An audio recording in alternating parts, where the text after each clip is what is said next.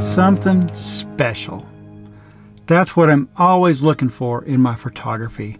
That little something extra that makes that image stand out from anything else I've taken before, or anything I've really seen on magazines or online or any of that stuff. Just something that makes that image stand out. That behavior, that conditions that it's taken in, the colors, just all those things that make that image just be something different. That's what I'm always looking for.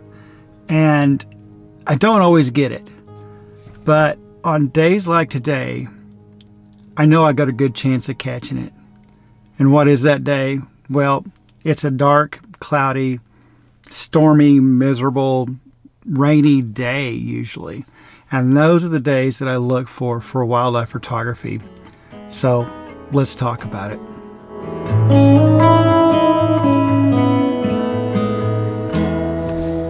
So what makes that stormy, cloudy, miserable day be, to me, so good? And actually, it's a time that I look for when I'm looking at the weather. So when I'm looking at what the weather is going to be like for the weeks, to see what kind of conditions I'll have in different areas where I've got animals and birds to photograph, one of the factors I look for is hey, where is it going to be partly to full cloudy and have rain, low wind, or even the chance of snow? Those are things I'm looking for. Why? Why am I looking for that? Well, several reasons, and it's mainly is how the images look. For starters, when you get water and wet and rain, your trees, your leaves, your rocks, your moss, all that looks darker. It looks more vivid colors, more oranges and greens. It gets more vivid color to that surroundings. Next is you get the rain droplets or the snow or the bokeh balls or streaks, whatever you want to get to it. But the biggest factor to me for that, why I like it, is the animals. When they get wet or it's cold or it's snowing or it's all those factors, they're just like us. They're miserable. And when you shoot in this weather, I'm usually miserable. So it's really, we'll talk about that in a little bit, but it really takes a lot out of you. And the animals are the same way. When it's raining really hard, it's been raining for a couple days, your birds will start to hunker down. They'll just get sopping wet where their feathers are just all stuck together. And if there's any bit of wind, they'll duck with the wind.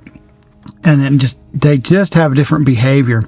They don't act like they do on a good sunny day.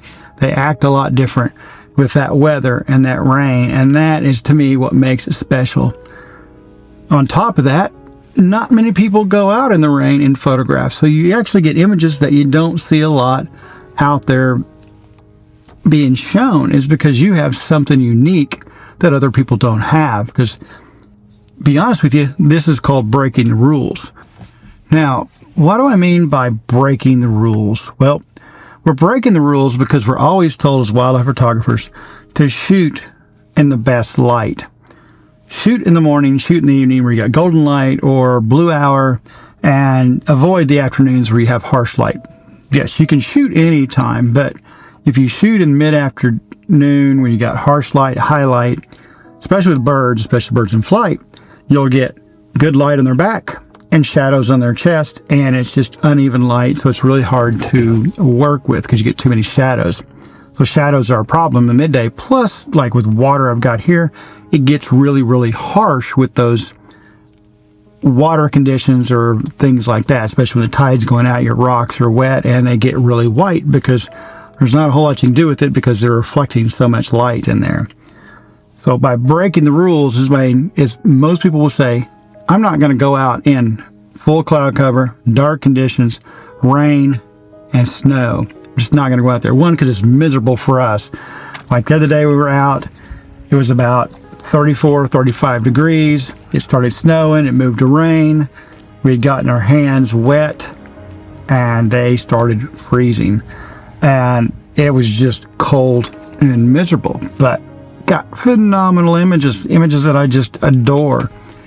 And that's what I mean by us talking about breaking the rules. You're shooting conditions that most photographers say don't go shoot in them unless you just have to.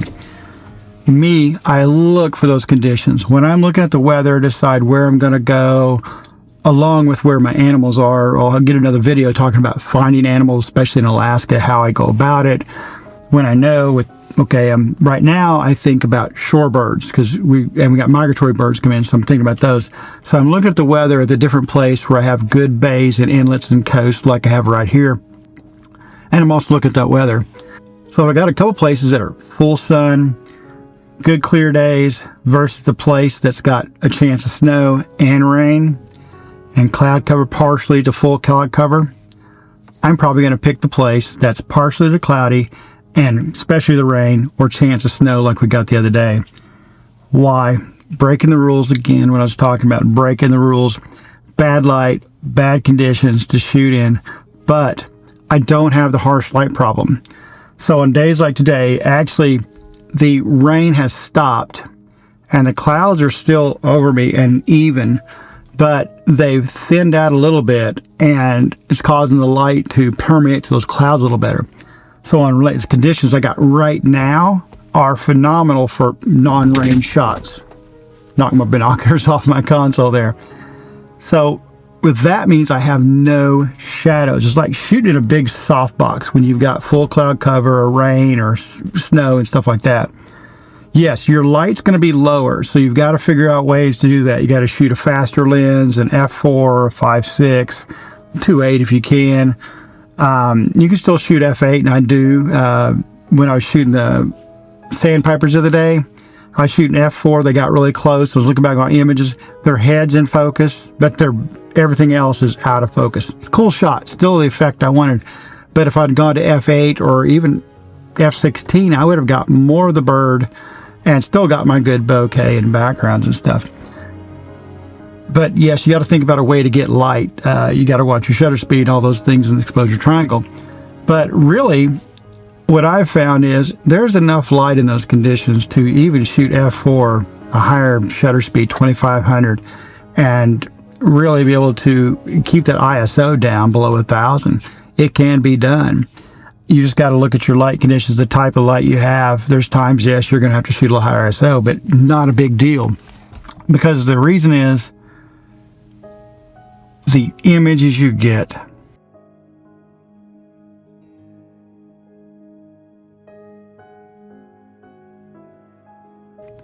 When that eagle is just covered in rain, it's been rained on for 2 days straight. And he's sitting up on that tree or that pole, and his feathers are no longer fluffy. They're just matted together and stringy. His head just looks like he's got a bad mop on his head. When I see a magpie like I did in Kodiak, where he's running around and you can see his skin through his feathers because his feathers are so wet. It just is so cool to see that and to see that animal. And even the eagles, when they get that wet and that cold, they start dropping their head, they start hunching over, and you can tell they're miserable.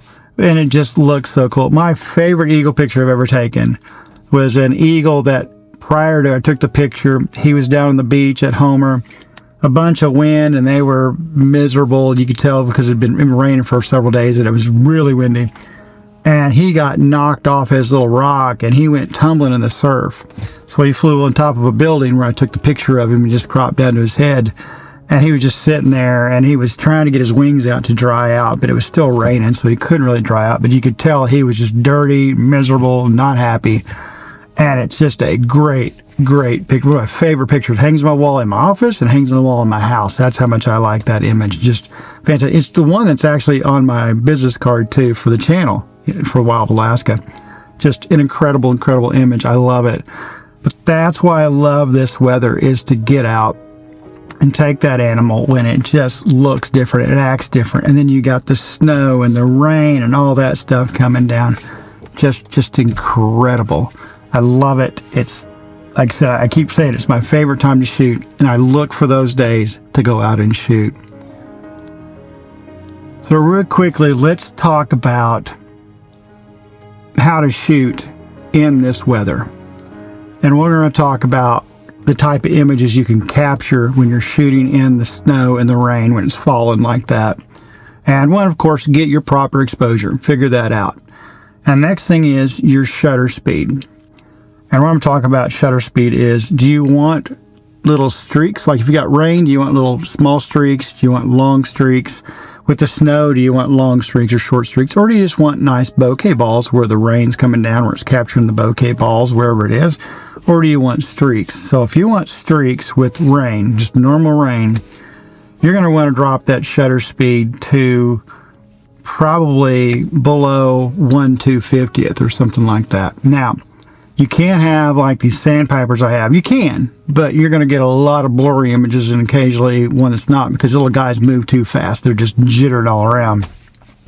But if you have like a Wimbrel or an Eagle or something, you can really drop that shutter speed down to 1/100th, 1/50th, 1/10th, something like that, and hope he doesn't move. What happens is you'll get, sometimes your rain, it won't be a full long line. It'll be just a small streak, but you'll see a bunch of those little streaks in there, which makes it really cool. If you've got snow, sometimes you only got to drop it down to like 1/500th, 1/640th or lower than that, because snow falls slower. So you don't need that slow. A faster shutter speed will capture, which is nice, because then if your animals are moving, your birds are moving, you can get they're a little sharper. You're not going to get motion blur, but you will get the motion blur from the snow, which is really cool. Now, if you want the bokeh balls, then of course you want to speed that shutter up to catch them wherever they are. If you get a really extremely fast shutter speed, you're going to capture every little raindrop that's out there. Snow, you can probably go about 1,200 or 1,600 or even 1,000 sometimes. And sometimes 800 will stop the snow to give you a good, nice, beautiful bokeh balls. Which do I prefer? Well, depends on what's going on. When I was shooting an eagle, sitting out here where I'm at now, he was on a tree, then he was on a stump. I like the sub 1,000 sitting there, actually, sorry, sub 640, 500 for that eagle to get little long streaks of the rain coming down. When I was in the snow, I didn't want with the sandpipers, I didn't want to have the streaky snow in my pictures. So I was shooting a faster shutter speed. One is because I had Wimbrels, but I also had sandpipers and plovers around me, so I wanted to shoot a faster speed, so I made sure I captured those birds in any movement of their heads or their bodies I got. So that's what I wanted. And I liked the big bokeh balls because it was really big snowflakes that were coming down that day. So, and when I did the first 200-800 video for the Canon lens, I was also shooting a little bit faster shutter speed to capture all those nice big snowflakes that were coming down, just to give it that something special. But yeah, so for exposure with shutter speeds, with the snow and all that stuff coming down, that's kind of how I shoot it. So you can either get streaky snow or you can get that nice bokeh ball. But again, you've got to think about your subject, what he's doing, how many shots do you want of motion blur or not motion blur, just to get those things.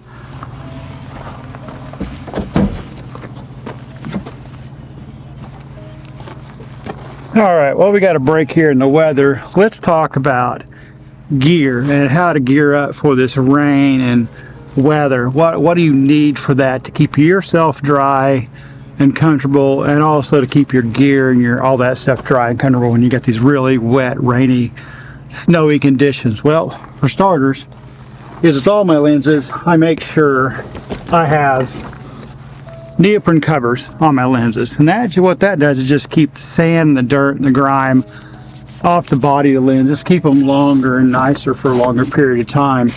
And I need to put the back part of my lens cover back on my 500 f4. Next thing you need is a raincoat for your camera.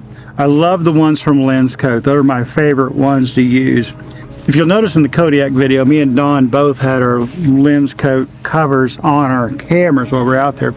The last few days that I've been out, we weren't going to be out for a really long time because it's really, really cold. So we didn't grab our raincoat covers. If we'd have been out there more than 45 minutes to an hour, because the amount of rain is what you also say. If it's just spitting, I really don't need this for every camera that I've got pretty much in lens.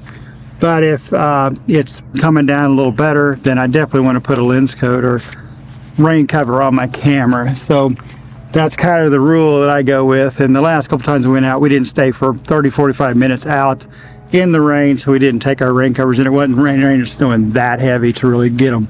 They were wet but not soaked and damaged, but probably should have put these on anyway. But anyway, must have. Now, for yourself, when you're out there, here in Alaska, it could be, right now it's about 43, 44 degrees. Not bad, there's no wind blowing, so it's really nice. But the other days I was shooting, it was 35, 32, 38, a little bit of wind and wet. So we want to wear a base layer here. So if it's a little cooler, you think you get cold, put base layers under your sweatshirt and under your pants. And then once you've got that on, you got some good warm sweatshirt and decent pants, is the next thing. So you'll want rain gear. So here in Alaska, we don't wear the Gore-Tex stuff as much. We wear this, it's a rubbery stuff by Gruden's or Helly Hansen. These are actually Helly Hansen pants. And what that does, it just makes it easier to hose off, clean off. And with Gore-Tex, with the seaweed and stuff like that, you got a real fishy smell to it if you're out fishing. And Gore-Tex, the smells and all that stuff will get into the weave of the Gore-Tex. So we don't wear those as much. I halibut fishing out, and I had halibut on me on those nice Bass Pro Gore-Tex gear, and I still can't get the smell after years. I washed them, tried everything, and just cannot get the smell because it's down inside those grooves of those fibers. But with these type of rubber rain pants, you don't have that problem. Hose them off. As far as the jacket that I wear all the time, a lot of you guys ask about it with this jacket here, and I used to have one which I got lost in somebody's boat, and these are Simms Challenger jacket. Yes, they are more expensive, but why I like these is the fabric they're made out of. When I'm down in these rocks and crawling around in that rock, it won't rip and it doesn't tear. I've never tore one of these Simms Challenger jackets, and they are phenomenal. Now, why camo? It's just what they had. I think they had black and they had the white camo and the dark camo. I had a dark camo before, lighter camo this time. It does help when I'm in the rocks out there. I kind of blend in. You can see right here, I'm blending kind of in these gray rocks and stuff out here. So it does help a little bit when I'm out there. It's like with my lens covers, these are the winter ones. Is it because I'm trying to hide myself when it's snowing or in this gravel? No, but it does help a little bit to kind of blend in, because I'm not real big on major camo. The animals can usually see you anyway. But that's the jacket I use, and I love it. As far as gloves, I really haven't found something I really like for wet, for water. These are the ones that I wear all the time. They're just some Columbia Realtree gloves that I picked up that were waterproof, kind of a bow hunting or hunting glove. And for the snow and when I'm out here in the rocks, they work really good. But the other day when it was snowing and we were in water that was sometimes an inch or two thick in there in the rocks and stuff, putting my hands down in the water, these things got soaked, and the Gore-Tex didn't really keep my hands dry. So I had to take them off, and they've been drying in the truck, and they look horrible and they smell horrible. So they've got to go in the wash. They need to get out of the truck. They stink. But that's the gloves I wear most of the time for the snow and rain when I'm on rocks like that. But I still haven't found one that works really good for those heavy downpours, and for when I've just got to do like that. I've got to put my hands down to get up or get down when I'm getting low, and I'm putting my hand in, 2 or 3 inches of seawater or something like that. So I really haven't found anything I really like. I've got several rubber gloves that work good. A lot of them are really short at the wrist, so sometimes you get it down there and they get down inside. So I'm still searching for a good rubber glove that's a little bit warm, because a lot of rubber gloves are good, but they're not warm. But that's what I put on with my gear. The last thing I'll talk about for doing this type photography is a ground pod skimmer. Really great to have with the gimbal. And why is that? You can take a tripod down, but if you have to move your tripod around, especially like sandpipers where I'm shooting them on this side of me and I got to flip all the way around to this side, it doesn't work very good. So I need something like that. So the ground pod skimmer I was talking about ducking. I just bumped my head there. This little guy, you can move it around on the bottom with your camera. It makes it really nice to slide it around. I didn't take it out when I was with Cassie the other day. And the reason is because we didn't really mean to go out there and shoot these sandpipers and plovers that we found, which is just incredible. We were going down, we saw an eagle, so we went down to shoot this eagle first. And we meant to just go down and shoot that eagle and then go look some other. We're still scouting, trying to find our shorebirds. And when I shot the eagle, I took 2 steps to my right, and right in front of us, I saw the sandpipers run around. They're really hard to see and the rocks like we do here in Alaska. They really blend in. And then when Heidi and I went out, we saw just a few birds, so we didn't think we were going to be out very long, which we weren't. We were probably out there about 25-30 minutes, so I didn't take the skimmer because I didn't think I would need it that much in that amount of time. But both times, especially when me and Cassie were out, I wish I would take it with me to start with, because we were out there for about 45 minutes and we were getting our camera and our gloves and our hands in that gravel and that sand and that real black volcanic sand, and it just got really messy and really nasty real quick. But if I had the skimmer, could have kept it out of there, been comfortable, taking my hands off, probably put it in my pocket more, things like that, to keep myself warmer. But that's what it is. That's the gear you take out, and it's the gear I take out when I'm shooting these type conditions here. So you may ask yourself is, why do we lay down in the mud and the muck and on these wet rocks and in the surf when we're taking pictures of these animals and birds? Well, it's to get on the eye level of the animal. You want to get on that eye level of the animal and get low to give that more interesting shot is one thing. There's 2 parts to this. And also, this is why we wear rain gear even on days like today. So this right now, it's not raining. It was supposed to rain all day. It had a lower chance right now, which is nice because I can sit here and record and talk to you. But it was raining when I first got here. It's let up right now, which is really cool. And then it's going to start raining later. Now, I'm still completely cloud covered, which is really, really cool. Got a touch of blue trying to peek out back here behind me, not a lot. And means I got an even light, which is what I'm looking for right now. You know, I can see I don't have a whole lot of shadows on me right now, which is really cool. I can shoot in any direction pretty much and be exposed quite well. Same way with the birds and the animals. So the second part of getting low, getting on the ground, is to make your image look better. Because one of the things that I always say is, I don't care what subject you're shooting, if your background's not any good, image is not any good.